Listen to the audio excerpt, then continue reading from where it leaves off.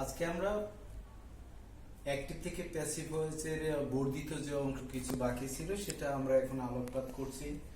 তো I have showed মানে এটা present perfect tense. I have showed A job, আমি একটি চাকরি খুঁজে আছি। তো এটা কি হবে? এ জব হ্যাজ বিন হবে showed by me. A job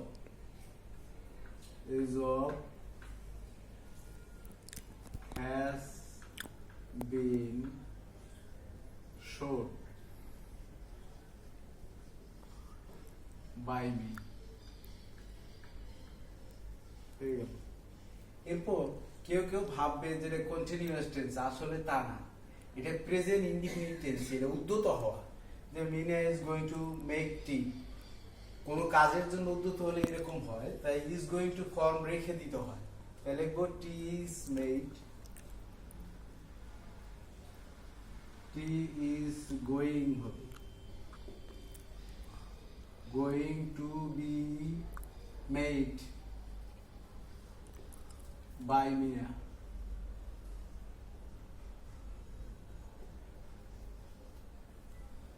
এবার the fisherman is catching fish, তাহলে লিখতে হবে এই ক্যাচিং ফিশ হলো এটা ভার্ব, ভার্বের পরেরটা নিতে হয়।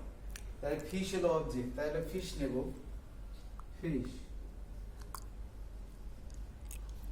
ইজ কন্টিনিউয়াস হলে সবসময় এর জন্য বিং হয়, বিইআইএন।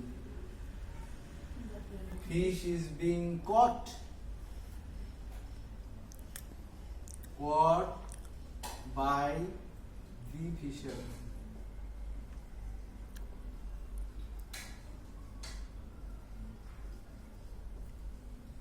এবার একটা যে জিনিসটা পড়াচ্ছি এটার নাম হলো core modal auxiliary verb.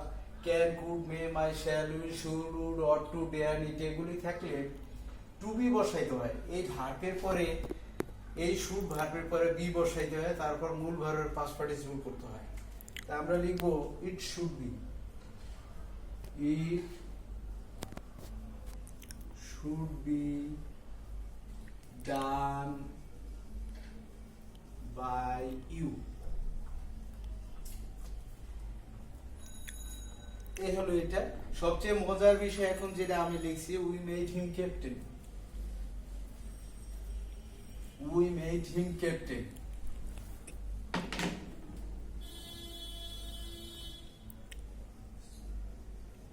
We made him captain.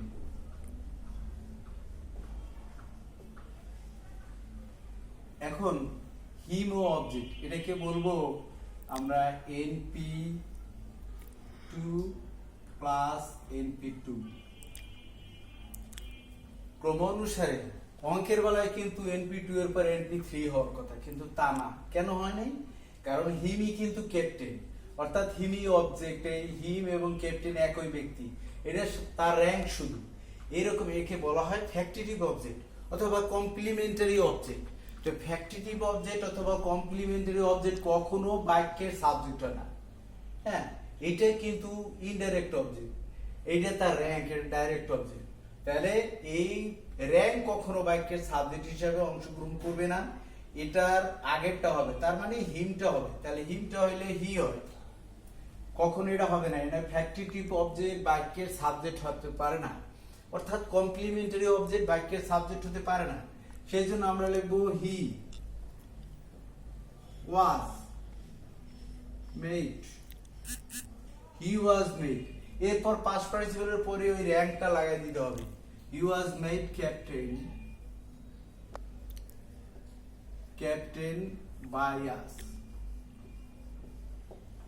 আর একটি মজার বিষয় এখনই আবার লিখছি যে he sent me a gift, he sent me a gift.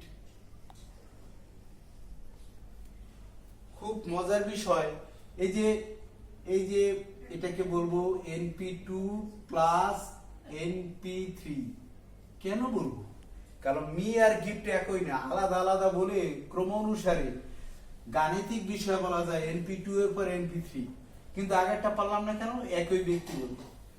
এটা যে কোনো একটি নেওয়া যাবে, এ গিফটও নেওয়া যাবে অথবা মি ও আই করা যাবে। এটাকে বলা হয়, এটা ডাইরেক্ট অবজেক্ট, এটা ইনডাইরেক্ট অবজেক্ট, এটা ডাইরেক্ট অবজেক্ট, এটা ইনডাইরেক্ট অবজেক্ট, এটা ডাইরেক্ট অবজেক্ট। যারা প্রাণ আছে, হ্যাঁ, যার প্রাণ আছে সেটা হলো ইনডাইরেক্ট অবজেক্ট, আর যার প্রাণ নাই সেটা হলো ডাইরেক্ট অবজেক্ট। তো আমরা আরো একটি স্ট্রাকচার জানলাম কি, যে ইনডাইরেক্ট অবজেক্ট আগে বসে পরে ডাইরেক্ট অবজেক্ট বসে। হ্যাঁ, এরপর যদি এই বাক্যকে আমরা ত্বরান্বিত করে অন্যভাবে লিখতে পারি, he send a gift for me হয়। আমি বলতে চাচ্ছি যে আমরা যখন ডাইরেক্ট অবজেক্ট আগে দেই পরে ইনডাইরেক্ট দেই, এর মাঝে একটা প্রিপোজিশন বসাতে পারি। তো এই মিটাকে আই করলাম, I was sent, I was sent a gift by him. এটা এইভাবে করা যেতে পারে, অথবা a gift was sent me by him, এভাবে করা যাবে। এবার আমরা আরেকটি প্যাসিভ থেকে অ্যাক্টিভ কিভাবে করে, প্যাসিভ থেকে অ্যাক্টিভ। প্যাসিভ থেকে অ্যাক্টিভ এরকম, যেমন the sheep was born, the sheep was born। এখন আমাদের এই বস্তুটা বার্ন কিসে হয়, আগুনে না পানিতে? তো আমাদের ওই এজেন্টটাকে আনতে হবে, তাহলে যাতে পড়ে সেই বিষয়টা আনতে হবে, এজেন্টটাকে আনতে হবে। সেই এজেন্টটা কি? ফায়ার। আচ্ছা, ফায়ার লিখলাম শব্দগুলো। ফায়ার লেখার পরে ওয়াজ বার্নটা আছে না, এই কখনো অক্সিলারি ভার্ব দিতে হবে না, অ্যাক্টিভে অক্সিলারি ভার্ব এখানে প্রয়োজন নেই, ফার্স্ট ইন্ডিফিনিট। তাহলে fire burn, burn the ship, এই হয়ে গেল দি fire burn the ship. I am told to teach the student, I am told to teach the student. আমি সংক্ষিপ্ত লিখছি, জায়গা নাই লিখা। এখন আই এম টোল্ড, আমাকে বলা হলো, আই এম টোল্ড আমাকে বলা হলো টু টিচ দ্য স্টুডেন্ট। কে বলতে পারে? এখানে টিচারই বা হেড টিচার আমাকে বলতে পারে, বা অ্যাসিস্ট্যান্ট হেড টিচার বলতে পারে। এরকম লিখলাম দি হেড টিচার, এটা সাবজেক্ট করলাম, এজেন্ট নিয়ে আসলাম, দি হেড স্যার। এখন দি হেড স্যার, এই যে am told মানে the head sir tells, এখানে প্যাসিভ ভয়েসের যেটা সাবজেক্ট, এটা অ্যাক্টিভ ভয়েসের অবজেক্ট হয়ে যাবে। তাহলে ভার্বের পরেই তো অবজেক্ট হয়, সেই জন্য আইটা নিয়ে হয়ে গেল। the head teacher tells me to teach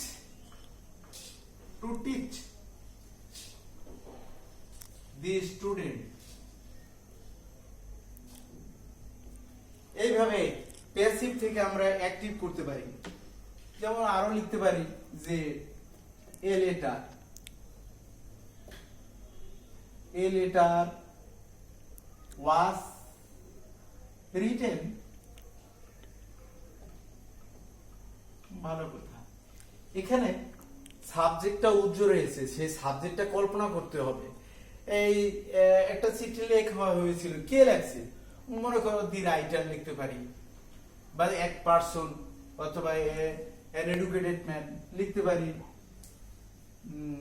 A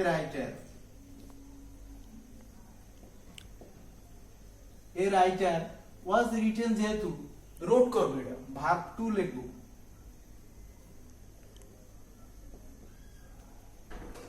A writer was wrote a letter, এটা অ্যাক্টিভ হয়ে গেল।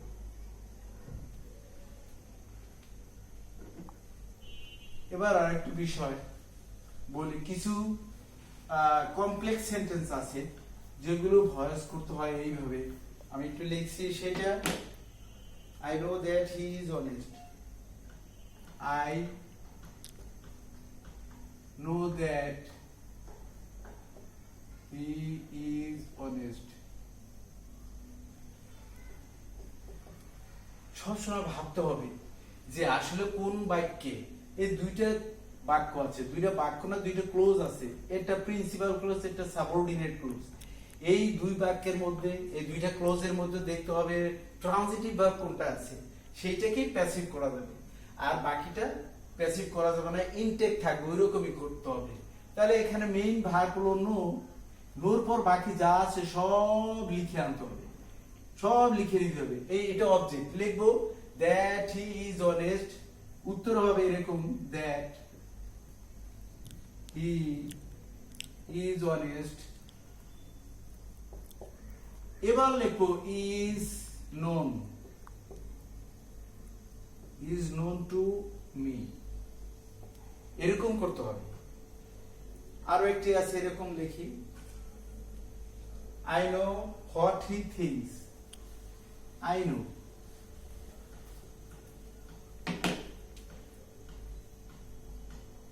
I know what he thinks. এখানে এরকম অনুরূপ করতে হবে।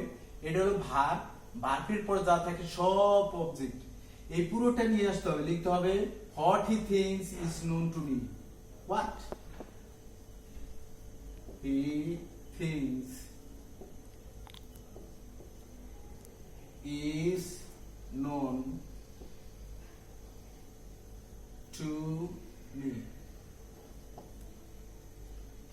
এরপর একটু দীর্ঘ আকার হবে, I know the boy who came here yesterday. I know the boy who came here yesterday. I know the boy. I know the boy. I know the boy who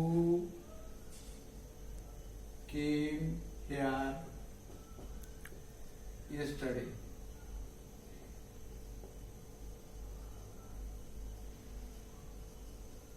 এখানে ওইরকম একটা কেস, same case will be arised. এখানে no verb, বাকি সবগুলো object নিয়ে আসতে হবে, লিখতে হবে the boy who came here, the boy who came here yesterday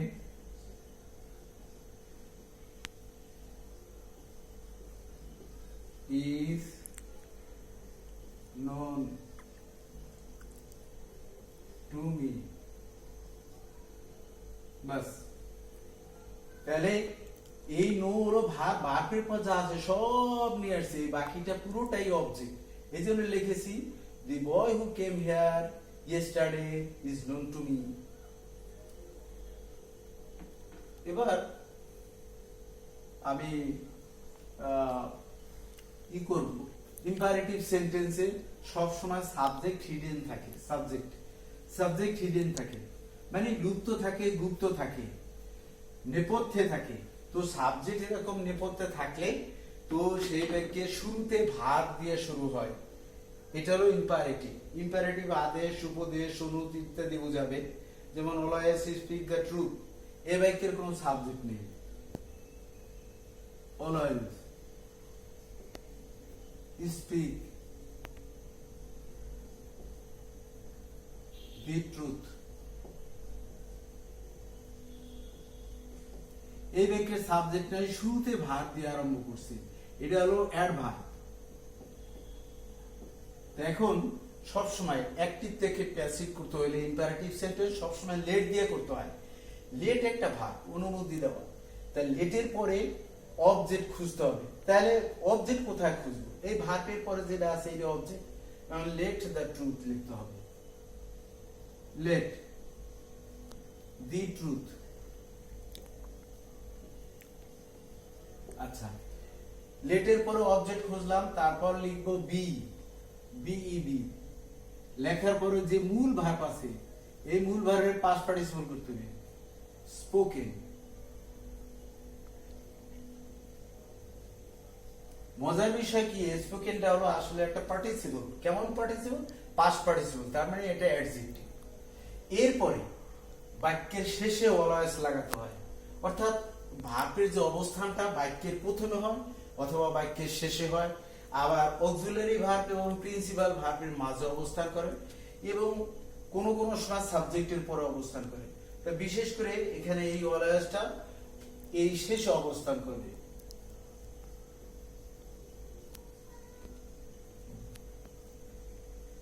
এবার তোমরা জানবে do not laugh at the don't laugh LAUGH laugh at the poor। আমরা লাভ শব্দের অর্থ জানি যে হাসা, কিন্তু যখন এই হাসা থাকবে তখন এটা কিন্তু ট্রানজিটিভ ভার্ব নয়। হ্যাঁ, এরকম ইনট্রানজিটিভ ভার্বের পরে যদি প্রিপজিশন লাগাই সেটা ট্রানজিটিভ হয়ে যাবে, আর তাই ট্রানজিটিভ হওয়ার কারণেই এটাকে প্যাসিভ করা যাবে। তো এটা লাফেট মানে তিরস্কার করা, মুকেট, যা, জেরেট, জিস্টেট এগুলি হলো তিরস্কার করা, ঠাট্টা করা। তো আমরা এটাকে প্যাসিভ ভয়েস যদি করি তাহলে লেট নট লিখতে হবে, let not the poor be laughed LAUGHED laughed at শেষে এটা লিখতে হয়, let not the poor be laughed at। please have a cup of tea, এবার লিখবো please have a cup of tea, please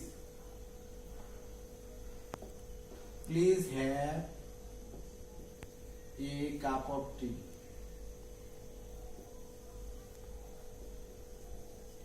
মজার বিষয় এই হ্যাভ দিয়া আই অ্যাম হ্যাভিং মাই মিল এরকম হয়, অর্থাৎ হ্যাভের 21টি অর্থ আছে, পজেস বোঝায়, এখানে please have a cup of tea এটা খাওয়া বোঝাচ্ছে।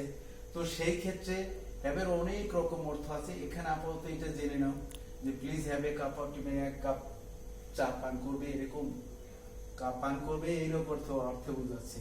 তাহলে লিখবো কি, এই ভার্ব হলো কোনটা, এই যে হ্যাভ, তাহলে লিখবো let a cup of tea, ভার্বের পরের অবস্থানটা লিখতে হয়, let a cup of tea. এবার লিখবো বি, এবার এই যে হ্যাভ ভার্ব এটা পাস্ট পার্টিসিপল করব, হ্যাড, এই শেষে প্লিজ অথবা কাইন্ডলি থাকলে শেষে লিখতে হয়, let a cup of tea be had please, এরকম হয়ে যায়। ওকে, আর কতটুকু আছে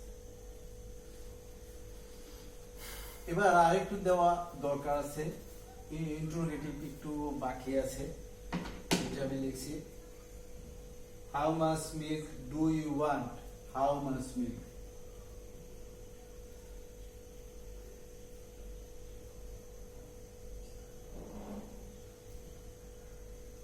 do you want।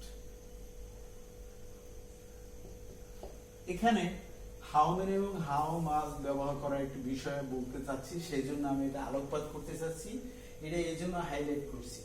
তো লিকুইড একটি পদার্থ, এটা আনকাউন্টেবল, গণনা করা যায় না, এটা পরিমাণ করা যায়, মেজারমেন্ট করা যায়, সেই জন্য এটা মাস ব্যবহার করতে হয়। তো এটাকে যদি আমরা ভয়েস করি তাহলে কি লিখবো, যে how much milk, how much milk, how much milk লিখবো is wanted, is wanted by you। Okay, over how many books do you buy, how many books will you buy লিখতে পারি, how many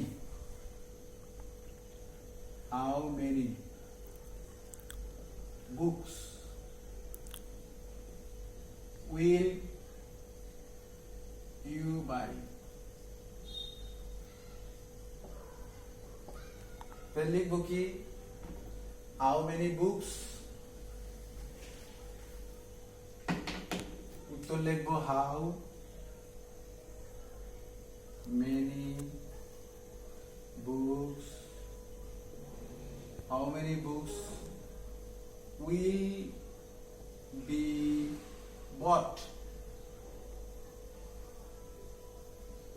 by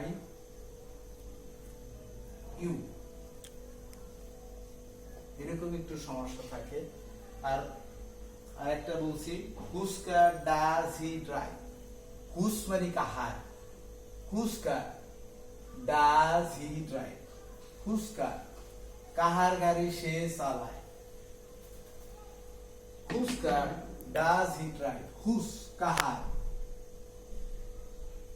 এখানে hmm, who, hmm, whose এটা positive pronoun, positive pronoun, positive interrogative pronoun. Whose car does he drive,